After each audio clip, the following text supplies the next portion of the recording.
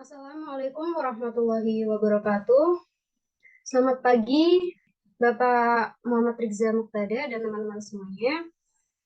Yang sebelumnya yang saya hormati, Bu Aprilia Nurul Hasanah, SPD MPD. Kemudian ada Pak Muhammad Rizza Muqtada MPD selaku dosen pengampu mata kuliah kajian kurikulum pendidikan matematika. Di sini kami akan mempresentasikan hasil diskusi mengenai implementasi kurikulum Merdeka atau IKM.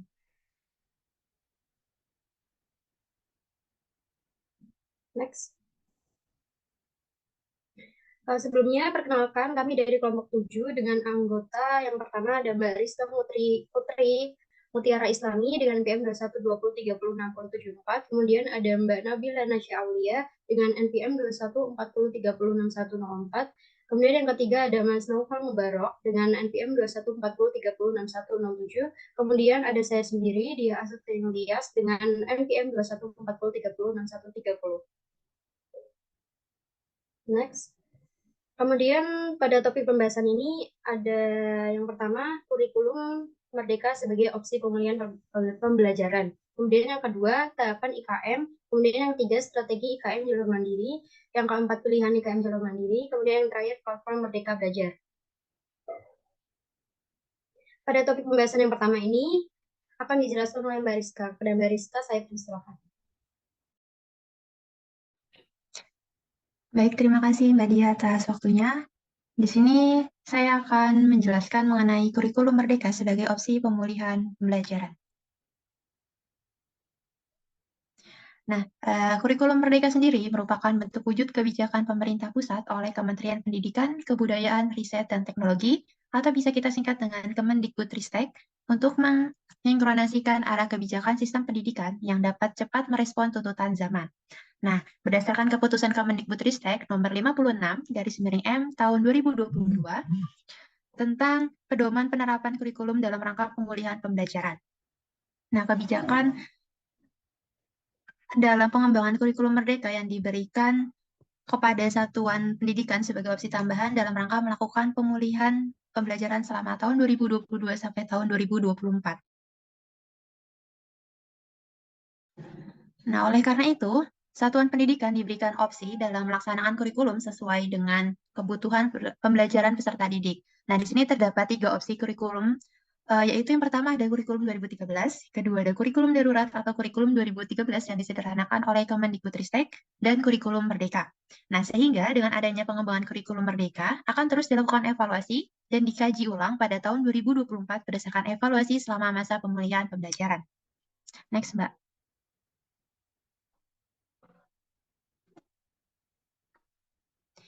Kemudian, di sini juga saya akan menjelaskan mengenai tahapan implementasi kurikulum Merdeka.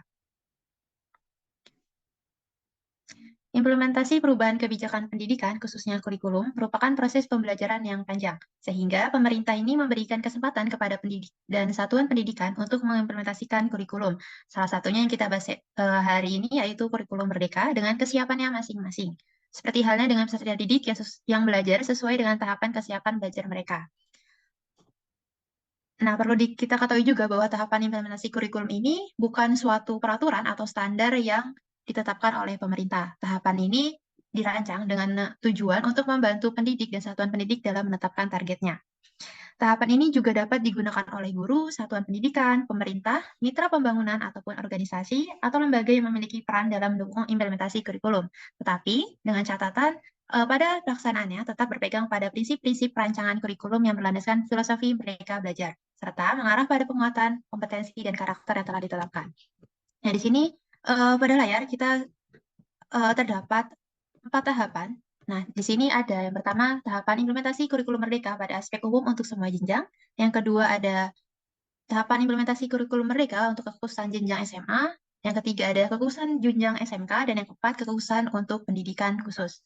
Nah, di sini saya akan menjelaskan mengenai aspek umum untuk semua jenjang dan nanti 3 tahapan lainnya akan dijelaskan oleh rekan saya. Next, Mbak.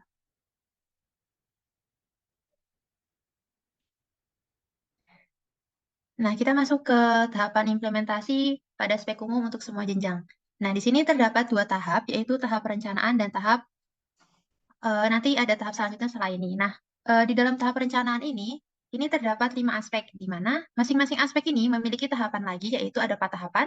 Yang pertama tahap awal, kedua tahap berkembang, ketiga tahap siap, dan keempat tahap mahir. Nah, di sini terdapat 5 aspek. Yang pertama ada perancangan kurikulum operasional satuan pendidikan. Nah, pada tahap awal, aspek ini tuh membuat penyesuaian kecil terhadap contoh dokumen kurikulum operasional satuan pendidikan yang telah disediakan oleh Kemendikbudristek. Kemudian pada tahap berkembang, aspek ini yaitu kurikulum operasional satuan pendidikan dikembangkan berdasarkan contoh dokumen kurikulum satuan pendidikan dengan memodifikasi pada bagian pengorganisasian dan perencanaan pembelajaran yang sesuai dengan kondisi satuan pendidikan tanpa didasarkan pada refleksi hasil analisis karakteristik satuan pendidikan. Kemudian pada tahap siap, aspek ini yaitu kurikulum satuan pendidikan dikembangkan berdasarkan contoh dari Kemendikbudristek dengan cara memodifikasi pada bagian pengorganisasian dan perencanaan pembelajaran yang berdasarkan analisis dan refleksi terhadap kondisi, sarana dan prasarana, dan tenaga pendidik serta tenaga kependidikan pada satuan pendidikan dengan melibatkan perwakilan siswa, orang tua, atau masyarakat. Nah, selanjutnya pada tahap mahir, aspek ini kurikulum satuan pendidikan dikembangkan secara kontekstual dan sesuai dengan aspirasi warga, satuan pendidikan, serta hasil analisis dan refleksi diri satuan pendidikan. Selain itu juga, pada tahap mahir ini, aspek ini juga menstrukturkan pembelajaran sesuai dengan visi misi dan konteks satuan pendidikan dengan syarat melibatkan perwakilan peserta didik, orang tua, atau masyarakat. Nah, selanjutnya aspek yang kedua yaitu mengenai perancangan alur tujuan pembelajaran. Nah, pada tahap awal, aspek ini tuh menggunakan contoh alur tujuan pembelajaran yang telah disediakan oleh Kemendikbudristek sendiri. Nah, kemudian pada tahap berkembang, aspek ini tuh melakukan penyesuaian terhadap alur tujuan pembelajaran yang telah disediakan oleh Kemendikbudristek dengan berdasarkan kebutuhan peserta didik. Nah, pada tahap siap, aspek ini terdapat banyak perubahan alur tujuan pembelajaran yang telah disediakan oleh Kemendikbudristek tadi dengan berdasarkan kebutuhan peserta didik. Nah, pada tahap mahir, aspek ini yaitu alur tujuan pembelajaran dikembangkan secara mandiri dengan berpedoman pada capaian pembelajaran atau bisa kita singkat dengan CP. Nah, pada hal ini juga koordinator kurikulum di satuan pendidikan memiliki tugas yaitu memimpin proses perancangan, memonitor implementasi, dan memimpin proses pengembangan dan evaluasi pada alur tujuan pembelajaran menjadi bagian dari sistem perencanaan dan evaluasi kurikulum satuan pendidikan. Kemudian aspek yang ketiga juga ada perencanaan, pembelajaran, dan asesmen. Di sini juga sama, terbagi menjadi 4 tahap, tapi di sini saya akan menjelaskan 3 aspek saja. Kemudian yang aspek keempat, penggunaan dan pengembangan perangkat ajar, dan terakhir adalah perencanaan proyek penguatan profil Pancasila. Nah, pada aspek ini, di tahap awal itu menggunakan modul proyek yang telah disediakan oleh Kemendikbudristek, tapi tanpa penyelesaian atau dengan penyelesaian yang minim.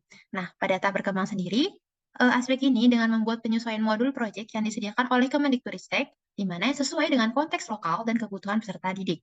Nah, kemudian pada tahap siap, aspek ini yaitu dengan membuat penyesuaian modul proyek yang telah disediakan oleh Kemendikbudristek yang sesuai dengan konteks lokal, kebutuhan, serta minat peserta didik dengan syarat melibatkan pendapat dan ide-ide dari peserta didik itu sendiri. Kemudian pada tahap mahir, aspek ini tuh mengembangkan ide dan modul proyek yang sesuai dengan konteks lokal, kebutuhan, serta minat peserta didik dengan syarat melibatkan pendapat dan ide-ide dari peserta didik. Next, Mbak. Nah, tahap kedua pada tahapan aspek umum untuk semua jenjang yaitu tahap pelaksanaan pembelajaran, di mana pada tahap ini terdapat 7 aspek. Nah, dalam masing-masing aspek ini juga terdapat 4 tahapan, seperti yang pada tadi tahap awal.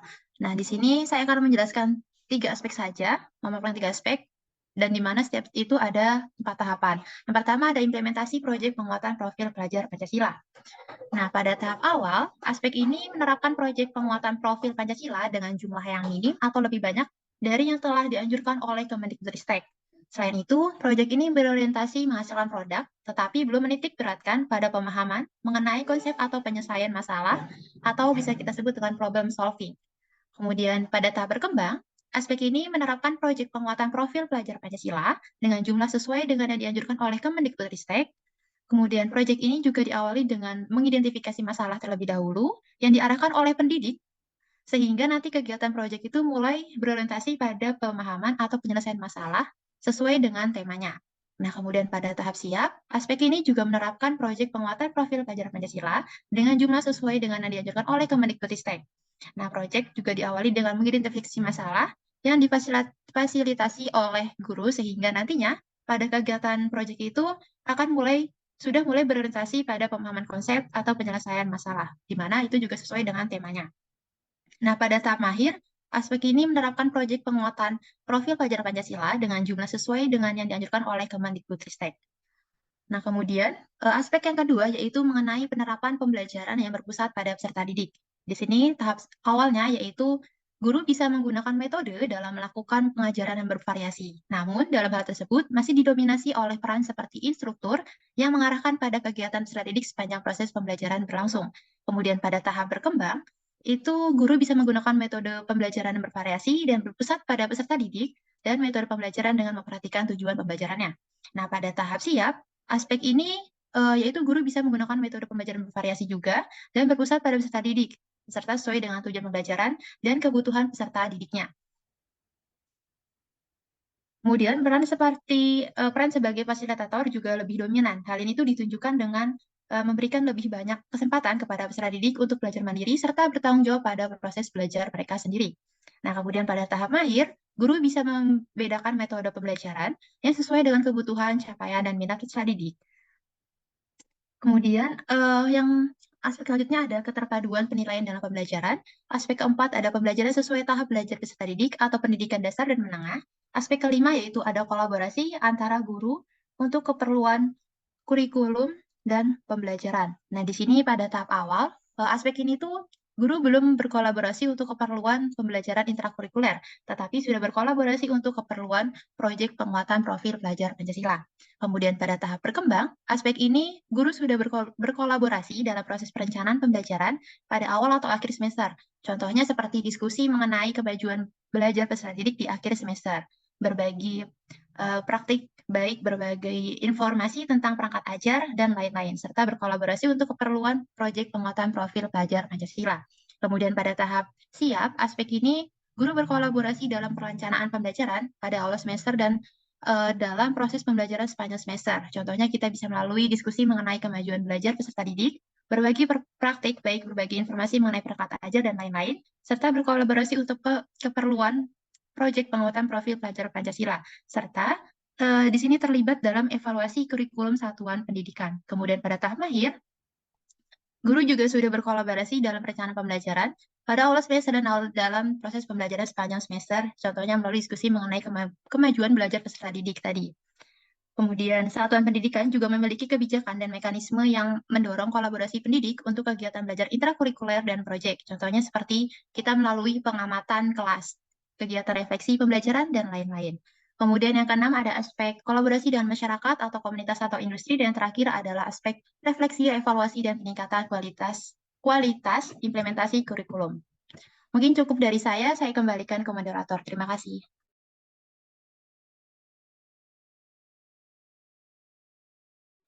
Baik, terima kasih Mbak Rizka atas penjelasannya. Kemudian pada topik selanjutnya akan dijelaskan oleh Mas Naufal. Pada Mas Naufal, saya persilakan. Baik, terima kasih Mbak Diah atas waktu dan layarnya. Yang selanjutnya saya akan menjelaskan tentang tahapan implementasi kekhususan jenjang sekolah menengah atas atau SMA. Pada tahap ini terdapat dua aspek, yaitu pendampingan minat dan bakat, serta pemilihan mata pelajaran untuk kelas 11 dan 12.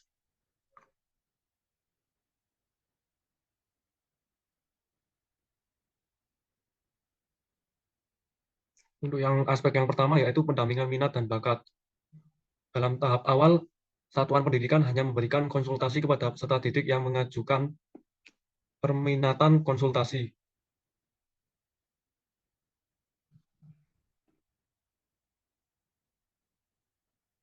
Lalu yang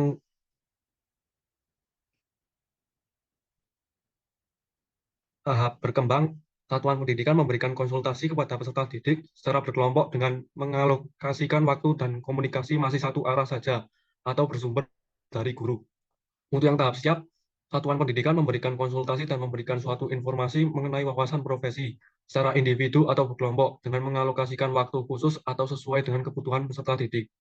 Lalu untuk yang tahap mahir, satuan pendidikan memberikan konsultasi dan memberikan suatu informasi mengenai profesi secara individu atau sesuai dengan kebutuhan peserta didik dengan mengalokasikan waktu khusus serta mengadakan berbagai kegiatan dengan tujuan untuk membuka wawasan tentang profesi.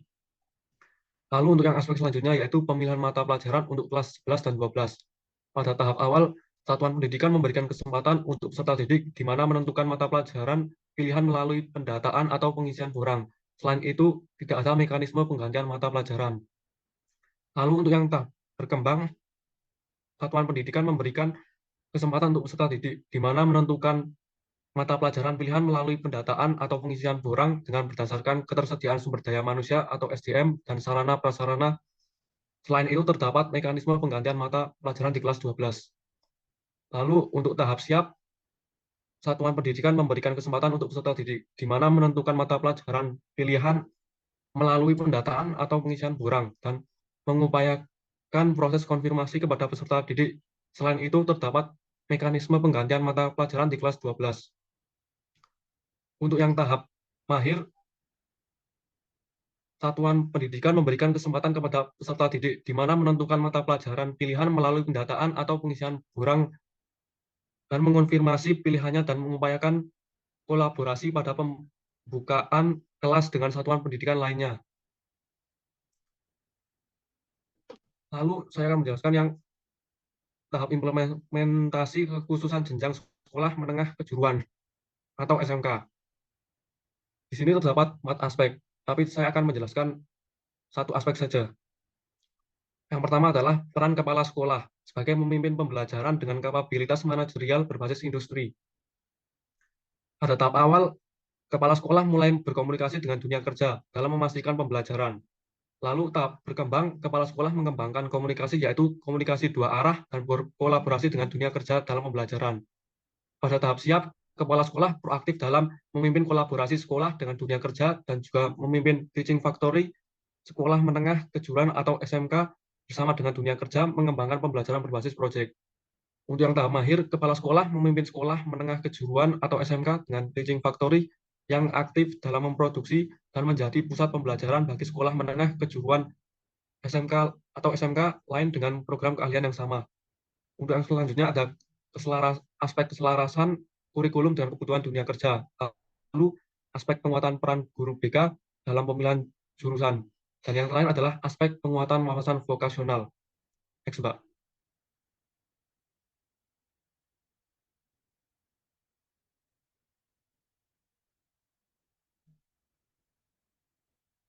Untuk yang selanjutnya adalah tahapan implementasi kekhususan untuk pendidikan khusus. Di sini terdapat 2 aspek, dan saya akan menjelaskan satu aspek saja. Aspek yang pertama adalah penilaian dalam pembelajaran. Pada tahap awal, dengan meningkatkan pemahaman guru akan penggunaan asesmen formatif dan sumatif. Lalu yang tahap berkembang, menggunakan asesmen yang beragam dan sesuai dengan tujuan pembelajaran, serta kompetensi esensial yang bervariasi dan karakteristik peserta didik yang beragam. Lalu yang tahap siap, yaitu mengintegrasikan ketiga jenis asesmen yang ada, sehingga sekolah dapat mengembangkan kebijakan yang mendorong guru untuk merencanakan asesmen yang sesuai dengan tujuan pembelajaran. Lalu pada tahap mahir, merancang asesmen di saat merancang pembelajaran. Lalu yang kedua adalah ada aspek kolaborasi dengan orang tua atau keluarga dan masyarakat atau industri. Next, Mbak. Sekian dari saya kembalikan ke moderator.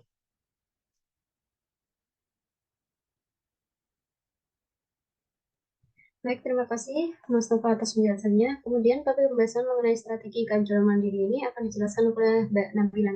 Pada Mbak Nabila, saya persilakan. Baik, terima kasih Mbak Dia atas waktunya. Di sini saya akan menjelaskan mengenai strategi IKM jalur mandiri. Nah, di sini tuh ada 6 strategi, yaitu rute adopsi kurikulum merdeka secara bertahap, di mana pemerintah akan melakukan strategi pendekatan kurikulum secara bertahap dengan tujuan untuk mengenal kesiapan satuan pendidikan mengenai kesiapan IKM dan memberi umpan balik berkala sekitar 3 bulan, sehingga dapat memetakan kebutuhan penyesuaian dukungan implementasi kurikulum merdeka dari pemerintah pusat maupun pemerintah daerah. Yang kedua yaitu ada menyediakan asesmen dan perangkat ajar. Nah, di sini itu menggunakan teknologi informasi dan komunikasi yang berfungsi untuk menyediakan beragam pilihan asesmen dan perangkat ajar. Contohnya yaitu ada buku teks, modul ajar, dan lain sebagainya. Nah, yang ketiga itu ada menyediakan pelatihan mandiri dan sumber belajar guru. Nah, di sini itu sama menggunakan teknologi informasi dan komunikasi yang berfungsi dalam melakukan pelatihan mandiri kurikulum merdeka yang dapat diakses secara daring oleh guru dan tenaga kependidikan untuk memudahkan adopsi kurikulum merdeka yang disertai dengan sumber belajar. Kemudian yang keempat ada menyediakan narasumber kurikulum merdeka atau high touch. Nah, di sini itu pendekatan strategi yang digunakan dalam menyediakan narasumber kurikulum dari sekolah penggerak atau SMKPK yang telah mengimplementasikan kurikulum merdeka. Nah, di sini pengimbasan bisa dilakukan dalam bentuk webinar ataupun pertemuan luring yang diadakan oleh pemerintah daerah atau satuan pendidikan. Nah, yang kelima ada fasilitas pengembangan komunitas belajar. Komunitas belajar dibentuk oleh lulusan guru, penggerak maupun diinisiasi pengawas sekolah sebagai wadah saling berbagai praktik baik adopsi kurikulum merdeka di internal satuan pendidikan maupun lintas satuan pendidikan. Nah, yang terakhir ada pusat layanan bantuan atau help desk. Nah, di sini itu pendidik dan tenaga kependidikan dapat memanfaatkan pusat layanan tersebut untuk mendapatkan lebih banyak informasi. Guru dan kepala satuan pendidikan bisa memperoleh akses atau jawaban yang tepat dan cepat apabila berhadapan dengan kendala atau hal yang belum ditemukan solusinya.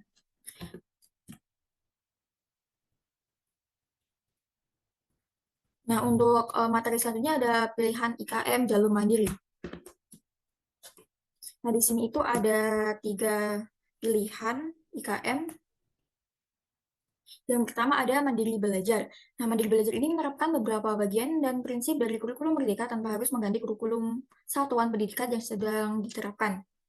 Nah, kemudian ada mandiri berubah, itu menerapkan kurikulum merdeka dengan menggunakan perangkat ajar yang sudah disediakan. Jadi, sekolah itu sudah menggunakan kurikulum merdeka secara total seperti itu. Nah, kemudian yang terakhir ada mandiri berbagi. Nah, di sini itu menerapkan kurikulum merdeka dengan mengembangkan berbagai perangkat ajar pada satuan pendidikan. Nah, di sini itu sekolah dapat membagikan karya-karya mereka tidak hanya untuk sekolah di daerah asal, melainkan bisa juga dibagikan untuk guru ataupun kepala sekolah yang ada di Indonesia. Nah, apabila karya-karya yang dibagikan itu sebelumnya telah melewati proses kurasi dari tim Kemendikbudristek sehingga secara kaidah sudah memenuhi persyaratan. Mungkin cukup itu yang dapat saya sampaikan. Saya kembalikan lagi kepada moderator.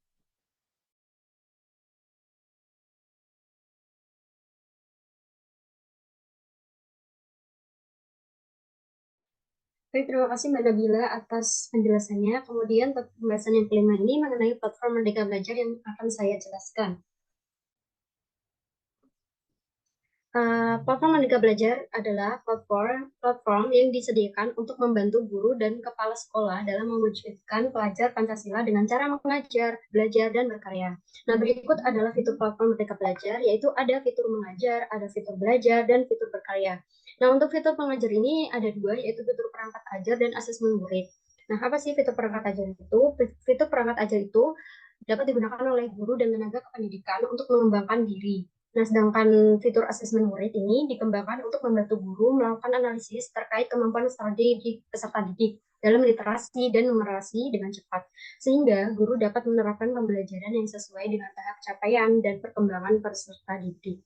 Kemudian fitur yang kedua ada fitur belajar. Fitur belajar ini dibagi menjadi 2, yaitu yang pertama fasilitas pelatihan mandiri, yang kedua ada video inspirasi. Nah, fasilitas pelatihan mandiri ini memberikan kesempatan pada guru dan tenaga kependidikan untuk memperoleh materi pelatihan berkualitas dengan mengakses secara mandiri. Nah, sedangkan untuk video inspirasi ini memberikan kesempatan pada guru dan tenaga kependidikan untuk dapat beragam video inspirasi untuk mengembangkan diri dan mengembangkan kualitas kompetensinya dalam implementasi kurikulum merdeka. Kemudian fitur yang ketiga yaitu fitur berkarya. Fitur berkarya ini guru dan tenaga kependidikan dapat membangun portofolio hasil karyanya. Nah, pada hasil karya itu dapat saling berbagi inspirasi dan berkolaborasi bersama. Para guru juga bisa saling berbagi antar satu sama lain serta memberikan umpan balik atau feedback. Nah, nantinya feedback tersebut dapat menjadi bahan diskusi yang membantu guru untuk mengembangkan diri secara mandiri. Next.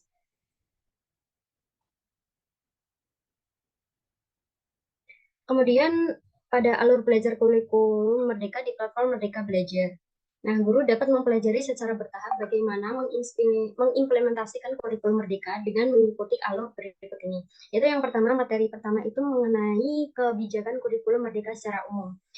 Nah, pada materi pertama ini dianjurkan untuk satuan pendidikan yang mengimplementasikan kurikulum Merdeka, baik mandiri belajar, mandiri berubah, maupun mandiri berbagi. Tujuannya apa sih? Tujuan yang pertama itu pendidik memahami aspek-aspek kurikulum Merdeka secara umum.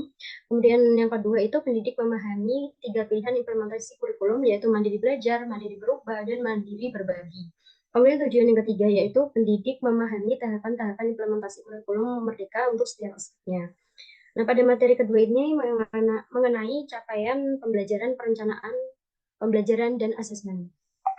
Nah, ini dianjurkan untuk satuan pendidikan yang akan menggunakan capaian pembelajaran untuk sebagian atau seluruh mata pelajaran. Tujuannya itu yang pertama memahami struktur capaian pembelajaran, yang kedua memahami penggunaan capaian pembelajaran untuk perencanaan pembelajaran dan asesmen, yang ketiga itu memahami metode pengembangan alur tujuan pembelajaran, yang keempat itu memahami pembelajaran sesuai dengan tahapan peserta didik, serta mengimplementasikannya terhadap perencanaan pembelajaran dan asesmen. Nah, materi yang ketiga itu tentang asesmen. Materi ketiga ini dianjurkan untuk satuan pendidikan yang akan menggunakan capaian pembelajaran untuk sebagian atau seluruh mata pelajaran. Tujuannya yaitu yang pertama memahami kebijakan asesmen dalam kurikulum Merdeka, bahwa asesmen ini dikuatkan adalah asesmen formatif. Yang kedua yaitu memahami pentingnya asesmen formatif di awal untuk pembelajaran sesuai tahap pencapaian peserta didik. Kemudian yang ketiga yaitu memahami proses pengolahan dan pelaporan hasil asesmen. Materi yang keempat yaitu mengenai struktur kurikulum dan kurikulum operasional pendidikan. Nah, ini dianjurkan untuk satuan pendidikan mengimplementasikan kurikulum Merdeka dengan mengubah struktur kurikulum satuan pendidikan. Tujuannya yang pertama memahami struktur kurikulum Merdeka dan karakteristiknya secara umum, bahwa ada 2 komponen struktur, yaitu memahami pengaturan jam pelajaran dan mata pelajaran yang diajarkan. Tujuan yang kedua yaitu memahami perbedaan struktur kurikulum Merdeka dengan K13. Materi yang kelima yaitu mengenai proyek penguatan profil pelajar Pancasila. Materi yang kelima ini dianjurkan untuk satuan pendidikan yang akan melaksanakan proyek penguatan profil pelajar Pancasila. Tujuannya yaitu yang pertama memahami bahwa profil pelajar Pancasila itu adalah tujuan dari rangkaian kebijakan Merdeka Belajar termasuk kurikulum Merdeka. Yang kedua, memahami bagaimana profil pelajar Pancasila dipelajari dalam lingkungan satuan pendidikan. Yang ketiga, memahami peran proyek penguatan profil pelajar Pancasila dalam menguatkan upaya pengembangan karakter dan kompetensi dalam profil pelajar Pancasila. Kemudian tujuan yang terakhir itu memahami pengembangan modul proyek penguatan profil pelajar Pancasila.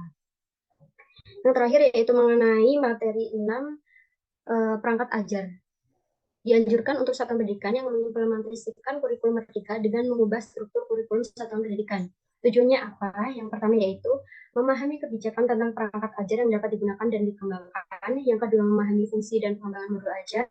Yang ketiga yaitu memahami fungsi dari komunitas belajar sebagai wadah untuk belajar, berkolaborasi, bersama-sama mengembangkan perangkat ajar, dan saling berbagi praktik baik dengan sesama rekan pendidik di daerah masing-masing. Next.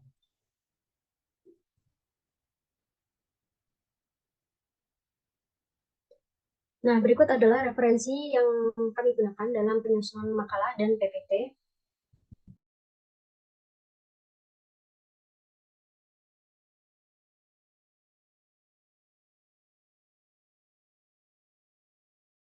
Selanjutnya yaitu penyampaian kesimpulan yang akan saya sampaikan pada pembahasan tersebut yang sudah dijelaskan. Dapat disimpulkan bahwa kurikulum Merdeka adalah bentuk wujud kebijakan pemerintah pusat oleh Kementerian Pendidikan, Kebudayaan, Riset, dan Teknologi untuk mensinkronisikan arah kebijakan sistem pendidikan yang dapat cepat merespon tuntunan zaman. Nah, pedoman penerapan kurikulum dalam rangka pemulihan pembelajaran ini, kurikulum yang telah ada sebelumnya dipandang masih belum cukup untuk meningkatkan mutu pendidikan yang tercermin dari indikator hasil belajar peserta didik yang masih rendah, dan adanya kondisi di mana pandemi COVID-19 itu menyebabkan banyaknya kendala dalam proses pembelajaran satuan pendidikan. Baik, terima kasih. Itulah presentasi yang dapat kami sampaikan. Kurang lebihnya mohon maaf. Semoga video ini dapat bermanfaat bagi kita semua. Dan ya teman-teman yang menonton video ini bisa like dan share, subscribe channel ini. Terima kasih. Wassalamualaikum warahmatullahi wabarakatuh. Thank you.